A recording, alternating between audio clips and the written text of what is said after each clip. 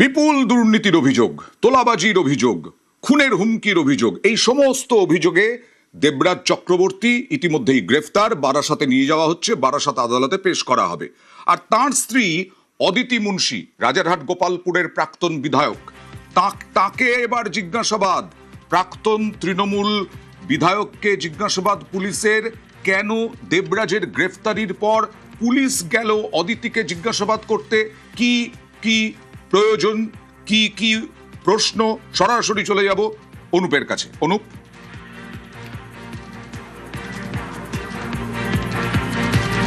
তবে দেবরাজ চক্রবর্তী গ্রেপ্তার হওয়ার পরে তার স্ত্রী অর্থাৎ অদিতি মুন্সি, প্রাক্তন বিধায়ক, তাকে 6 ঘন্টা জিজ্ঞাসাবাদ বিধাননগর পুলিশের, বাগুইআটি থানার পুলিশের পক্ষ থেকে দীর্ঘ তাকে জিজ্ঞাসাবাদ করা হলো। তার কারণ হিসাবে লক্ষ্য করা যায় দেবরাজ চক্রবর্তীর একাধিক তথ্য পাওয়ার জন্যই অদিতি মুন্সি তাকে জিজ্ঞাসাবাদ করা হয়েছিল।